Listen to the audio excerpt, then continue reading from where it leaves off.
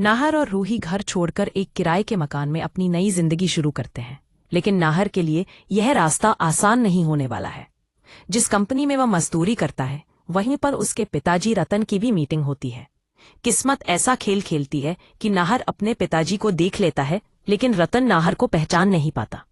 कुछ दिनों बाद जब रतन को पता चलता है कि उसका बेटा मजदूरी करके गुजारा कर रहा है, तो वह दादी और सोनी पर गुस्से से फट पड़ता है। रतन का मानना है कि इन्हीं दोनों की वजह से नाहर को इस हालात में पहुंचना पड़ा। इसके बाद रतन और सोनी नाहर को घर वापस लाने की कोशिश करते हैं, लेकिन नाहर इस बार साफ इनकार कर देता है। क्योंकि नाहर जानता है दादी को अपने किए पर जरा भी पछतावा नहीं है।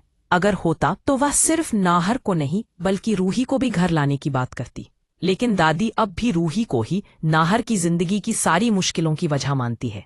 गुस्से में वह कसम खा लेती है कि वह नाहर को किसी भी हाल में वापस लाएगी, लेकिन रूही के बिना।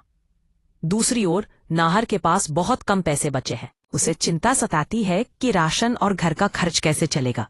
नौकरी की तलाश में पूरा दिन भटकने के बाद भी जब कोई काम नहीं मिलता तो मजबूरी में वह मजदूरी करने लगता है। पत्थर तोड़ते तोड़ते उसके हाथों में छाले पड़ जाते हैं। शाम को जब वह घर लौटता है तो थका हारा नजर आता है। रूही सब जानकर दुखी होती है, लेकिन नाहर उसे भरोसा दिलाता है कि यह सब कुछ समय की बात है। जल्द ही उसे बेहतर नौकरी मिलेगी। इसी बीच रतन घर आकर बताता है कि उसने मजदूरों के बीच नाहर को देखा था। यह सुनकर दादी और समर के होश उड़ जाते हैं। दादी रतन पर दबाव डालती है कि वह जल्द से जल्द नाहर को वापस लाए, वरना वह खुद घर छोड़ देगी। वहीं दूसरी तरफ समर और जूही नाहर की तलाश शुरू करते हैं। आखिरकार जब वे नाहर को मजदूरी करते हुए देखते हैं तो समर रो पड़ता है। वह अपने भाई से गिड़गिड़ाता है कि वह उनके साथ घर वापस चले, लेकिन नाहर दृढ़ आवाज में कह देता है, अब मेरी नई जिंदगी रूही के साथ है और मैं किसी भी हालत में उसे छोड़कर वापस नहीं जाऊंगा।